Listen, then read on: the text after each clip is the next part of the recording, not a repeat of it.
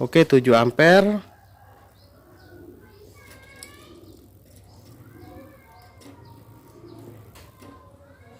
Oke, 9 ampere.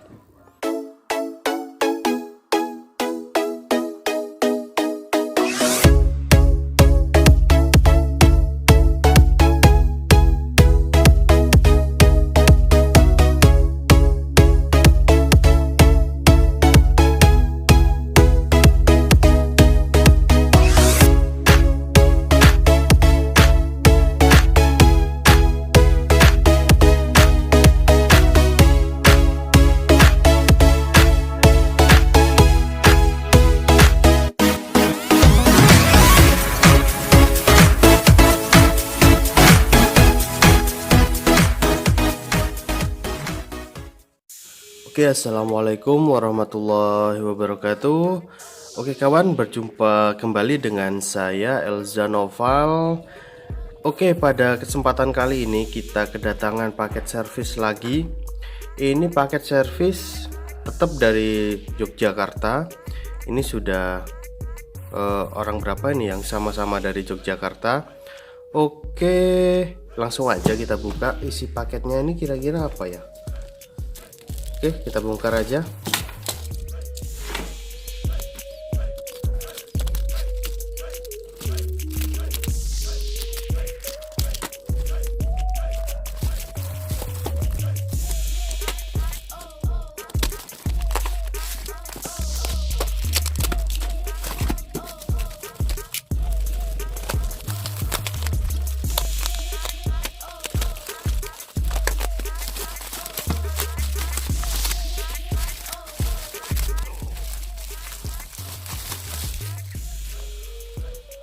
Oke, ini ternyata power supply. Power supply-nya apa ini ya? Sepertinya ini power supply-nya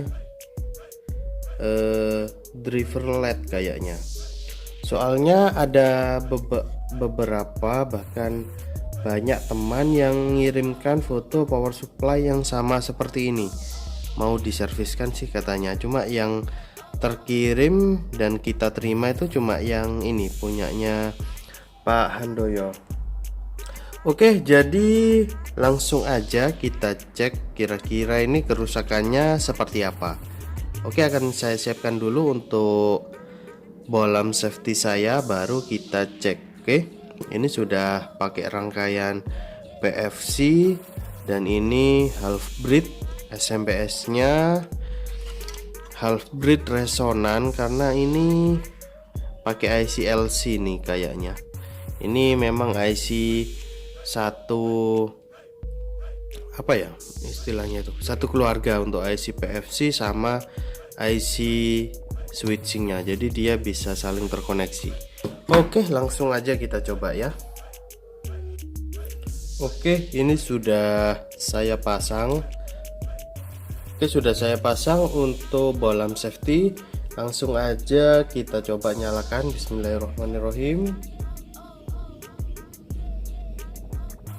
Oke, sepertinya ketika akan starting PFC, PFC apa switchingnya ya, dia langsung seperti short circuit. Sebetulnya kalau hanya ngangkat power supply sebesar ini saya rasa itu mampu. Oke, kita cek dulu untuk MOSFET-nya. Sepertinya sih nggak short total ini.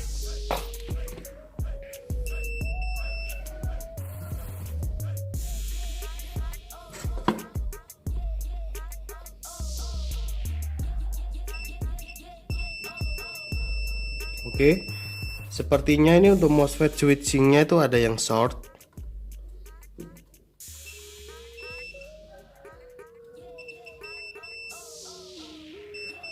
Oke, ini MOSFET-nya sepertinya itu kelihatannya short untuk yang ini, karena dia sistem PFC sudah akan bekerja, naikkan tegangan, baru dia terbaca overload seperti itu.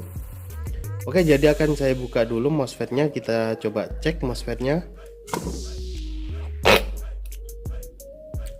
Nah, oke guys, jadi ini setelah MOSFET-nya kita buka, dan ini kita coba cek apakah masih tetap short.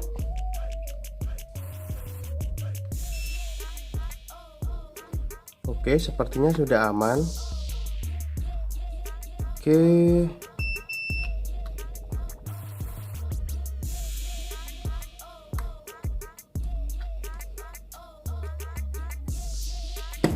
lah, tapi MOSFET-nya sepertinya pun nggak short setelah dibuka.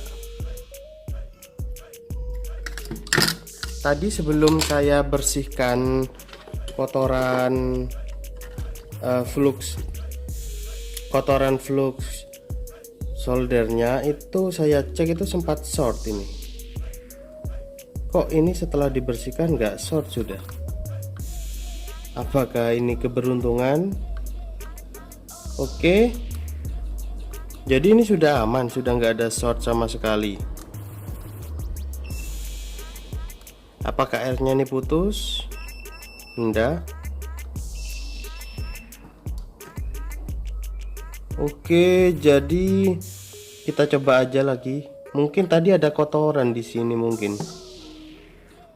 Oke, akan saya teliti dulu.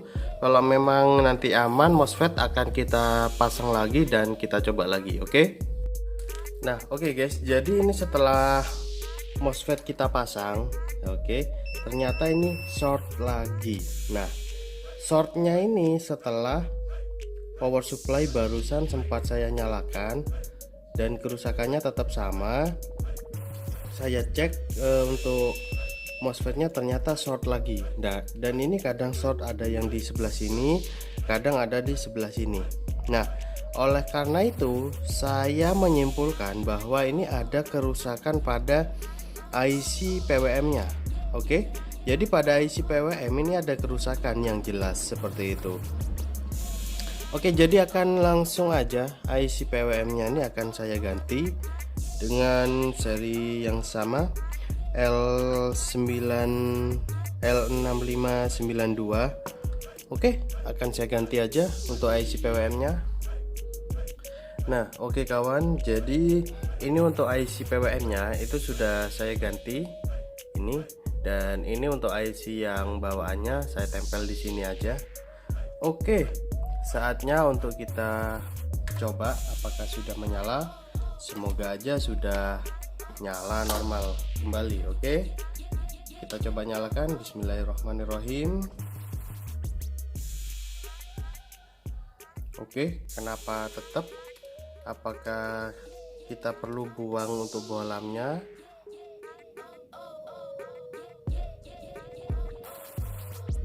Oke, tetap nggak ada tegangan. Di sini kita coba cek. Untuk PFC-nya ini sebetulnya sudah berfungsi. PFC-nya dia sudah meng-up ke 372 volt. Oke. Lalu kira-kira apanya ini ya? Oke, masih belum ketemu. Atau kita coba bypass saja langsung. Kalau begitu berarti kita coba cek lagi apakah ini masih short. Oke, kita cek tegangannya dulu. Oke, sebetulnya nggak ada short circuit karena penurunan tegangannya pun dia stabil, tidak langsung turun. Nah, oke guys, jadi setelah agak lama kita pelajari ternyata saya ketipu. Nah, jadi memang tadi itu saat akan power supply switchingnya itu akan starting, dia terasa overload. Itu dikarenakan MOSFET yang ada di sini itu mati. Jadi power supply ini bagian penyearah sekundernya dia itu tidak menggunakan dioda, tapi menggunakan MOSFET. Dan MOSFET-nya itu timingnya dia itu dioperasikan menggunakan IC ini. Jadi IC ini yang men-switch MOSFET yang ada di sini. Oke. Jadi sistem dari power supply ini sudah sangat baik sekali. Ini kita coba cek untuk MOSFET-nya. Oke, ini MOSFET-nya short.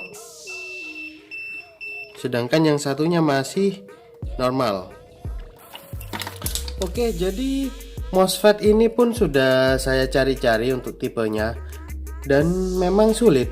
Jadi MOSFET ini MOSFET 045N10 ini lumayan sulit saya cari di toko online. Saya sendiri pun stoknya juga nggak ada. Jadi nanti akan saya gantikan dengan MOSFET ini, tapi kelihatannya malah nggak bagus. Ntar saya nanti telepon yang bersangkutan, Mas Handoko, kita diskusikan. Kalau misalkan nggak apa-apa kita pasang MOSFET bekas, ya kita pasang. Kalau misalkan keberatan, ya kita orderkan dulu dari Cina mungkin, karena lumayan sulit ini MOSFET-nya. Oke, ini akan saya coba dulu gantikan MOSFET-nya, apakah mau nyala atau enggak. Oke.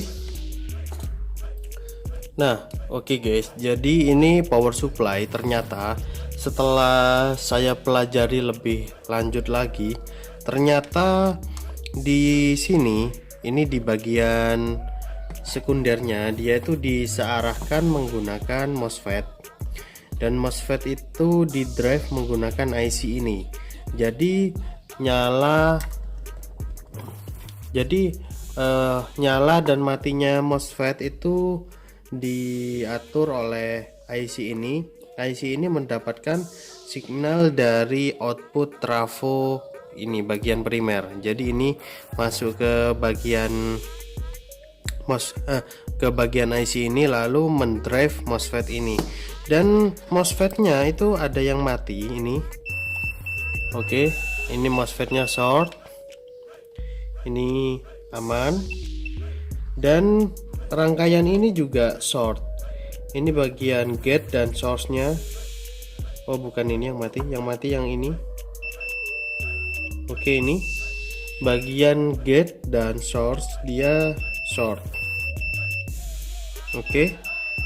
Jadi ini akan saya buka dulu IC-nya. Apakah setelah IC ini dibuka, short circuit-nya akan hilang? Oke, akan saya buka dulu. Oke, jadi ini untuk IC MOSFET drivernya sudah kita lepas. Kita coba cek lagi. Oke, ternyata sudah sembuh. Short circuitnya sudah sembuh. Ini kita coba cek.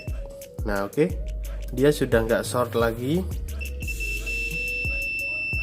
Oke, ini hanya kapasitor. Nah, jadi IC ini juga rusak. Oke, untuk serinya berapa ya?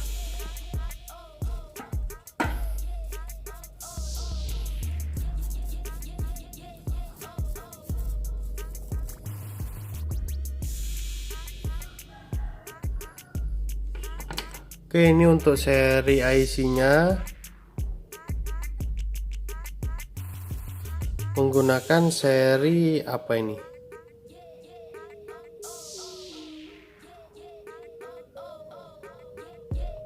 K2003 kalau nggak salah. Iya. Oke, IC-nya SRK 2003. Oke, jadi akan saya coba carikan dulu IC-nya, baik di stok komponen saya dan di toko online kalau misalkan ada. Nah, oke, jadi kalau misalkan nanti kita cari di toko online itu ada, akan saya belikan sekalian nanti untuk MOSFET-nya. Tapi kalau nggak ada, ya mungkin akan kita modif pakai dioda biasa, cuma nanti konsekuensinya dayanya akan menurun. Seperti itu biasanya loh. Cuma ya kita coba aja lah. Nanti kalau misalkan IC-nya ini memang sulit, kita akalin pakai dioda biasa aja. Yang jelas diodanya harus di atasnya ini. Ini diodanya 45 ampere 100 volt. Jadi nanti kita arah-arahnya cari yang 50 ampere lah setidaknya. Oke, jadi akan saya dulu ini. Akan saya coba cek dulu IC-nya dan MOSFET-nya. Kalau ada ya kita belikan aja nanti. Oke. Nah, oke. Jadi Setelah saya coba cari-cari di toko online, setelah saya cari-cari baik di toko online maupun di stok part bekas saya, itu saya nggak nemukan IC dengan tipe yang sama, karena IC-nya pun lumayan sulit memang. Jadi untuk rangkaian penyearahnya saya bikin langsung aja pakai dioda seperti ini. Oke, jadi rangkaiannya ya cuma segini aja.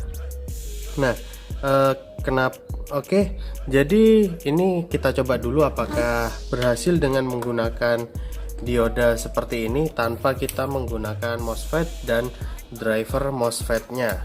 Oke, ini akan saya coba nyalakan. Bismillahirrahmanirrahim. Oke, power supply tetap seperti tadi, seperti keadaan ada short circuit. Kira-kira kenapa lagi ini? Oke.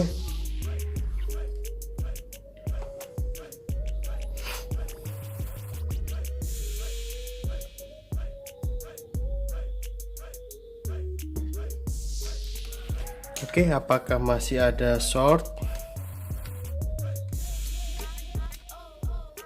Nah, oke guys, jadi entah hari ini tuh kenapa saya dibikin bingung sama power supply ini. Sampai-sampai saya membaca jalur trafo aja sampai kebingungan. Kita tadi tuh kesalahannya pakai dioda yang tengahnya outputnya plus atau common cathode, dan sekarang kita pakai yang common cathode. Jadi output dari tengah diode ini adalah negatif dan langsung masuk ke bagian yang negatif. Oke, semoga aja ini sudah nggak ada trouble. Kita coba nyalakan. Oke, bismillahirrahmanirrahim. Waduh, kok tetap aja ya. Wes, pokoknya power supply ini bikin kita bingung guys. Oke, tegangan tetap nggak ada tegangan keluar.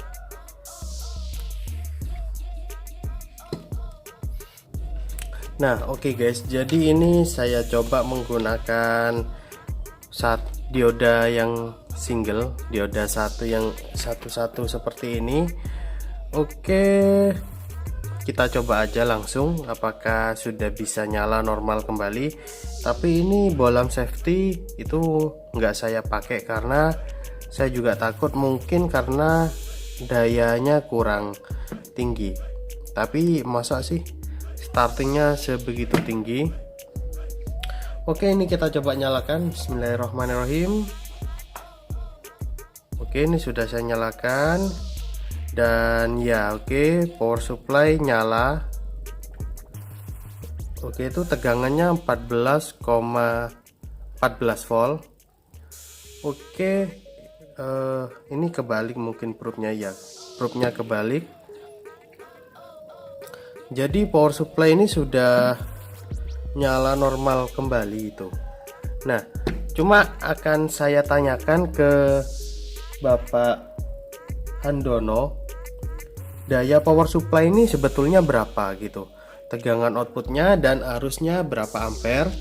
Nah, ini setelah seperti ini nanti akan saya coba uji beban, kira-kira itu ada penurunan performa apa enggak. Yang jelas mesti ada penurunan performa karena kita tidak memakai sistem sesungguhnya dari power supply ini. Jadi kenapa perancang power supply ini mengasih sistem switch diode, karena dia memikirkan tentang keefisiensian daya yang diserap dan memaksimalkan daya output yang dikeluarkan. Oleh karenanya power supply ini untuk sistem penyearahnya saja itu rumit, perlu pakai IC pengontrol MOSFET, perlu pakai 2 MOSFET. Padahal pakai 2 buah dioda seperti ini aja itu sudah bisa, karena perancangnya memperhitungkan tentang daya output yang dihasilkan. Oke, jadi nanti akan saya tanyakan dulu daya aslinya ini berapa, lalu nanti kita coba uji load. Oke, berarti untuk IC ini itu nggak apa-apa. Ini nanti IC-nya akan saya masukkan lagi ke tempatnya. Jadi ini IC saya ini nanti akan saya ambil aja. Oke.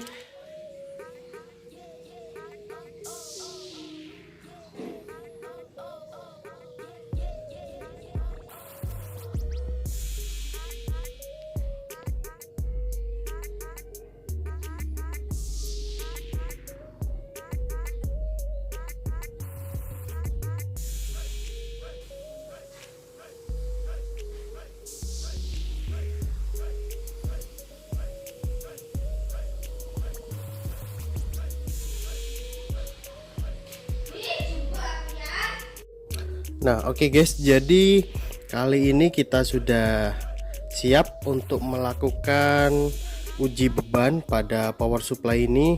Dan ternyata setelah saya minta data dari Mas Sigit Handoko, ternyata power supply ini enggak besar-besar amat dayanya. Jadi power supply ini tegangan outputnya tuh 14,1 volt dan arus kontinunya itu 8 ampere dan arus maksimum peak itu 15 ampere. Jadi 15 ampere peak ini nggak boleh lebih dari 20 menit. Oke, jadi menurut data dari power supply itu seperti ini. Oke, jadi ini merek apa? Memang brand bagus, merek Motorola. Jadi nggak bisa dibandingkan dengan power supply biasa, apalagi hanya dibandingkan dengan power supply jaring yang dituliskan labelnya 20 ampere dan ternyata begitu di load maksimum selama beberapa menit langsung mati. Tapi ya meskipun ini sistemnya bagus, tapi ya bisa mati juga ternyata. Tapi kalau kita lihat sistem dari power supply ini sudah sangat bagus kalau menurut saya. Dia sudah dilengkapi PFC dan rangkaian switchingnya dia pakai half bridge resonan, sampai diodanya pun bagian penyearahnya dia digunakan sistem resonan. Sangat bagus kalau menurut saya. Oke, langsung aja tanpa basa-basi lagi, langsung aja ini kita uji power supply ini. Oke, ini sudah saya siapkan peralatan seperti biasa. Kita coba nyalakan. Bismillahirrahmanirrahim. Oke, power supply sudah nyala 14,1 volt. Oke, kita coba uji beban. Oke, 3 ampere aman. Oke, 5 ampere aman. Tadi 8 ampere ya.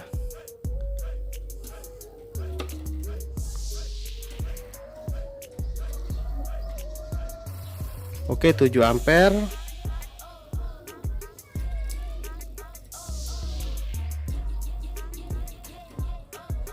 Oke, 9 ampere. 9 ampere tegangan masih aman, nggak ada drop voltage yang berlebihan. Kita coba peak. Tapi untuk tegangan peak kita tidak boleh lama-lama karena power supply ini tanpa ada pendingin. Oke. Oke, 12 ampere. Oke, 12 ampere. Ternyata di 12 ampere power supply ini sudah drop. Oke, tadi terlihat drop voltage-nya. Jadi nggak bisa sampai peak 15 ampere. Nah, jadi nggak bisa sampai peak di 15 ampere karena tadi di 12 ampere aja sudah terjadi drop voltage. Nah, kita nggak bisa uji lebih ekstrim lagi karena power supply ini tanpa pendingin. Yang ada pendingin hanya switchingnya aja. Untuk PFC dan diodanya ini nggak ada pendinginannya. Ini padahal dioda sudah saya beri yang 2 kali 20 ampere, jadi totalnya sekitar 40 ampere per satu dioda. Oke, ternyata memang sistem dari power supply yang aslinya itu masih lebih bagus daripada hanya diberi dioda seperti ini. Oleh karenanya oleh sang perancang diberi sistem resonance switch diode karena lebih efisien terhadap daya yang dikonsumsi. Oke, setidaknya power supply ini sudah dapat mencapai beban maksimumnya yaitu di 8 ampere. 9 ampere pun tadi masih aman tegangannya. Saya rasa power supply ini sudah cukup untuk daya yang sesuai dengan datasheetnya seperti itu. Jadi ya oke. Baik, jadi demikian aja video pada kesempatan kali ini. Semoga video pada kesempatan ini dapat bermanfaat untuk kalian semua. Mohon maaf jika selama penayangan video ini ada salah kata dari saya. Saya akhiri. Wassalamualaikum warahmatullahi wabarakatuh.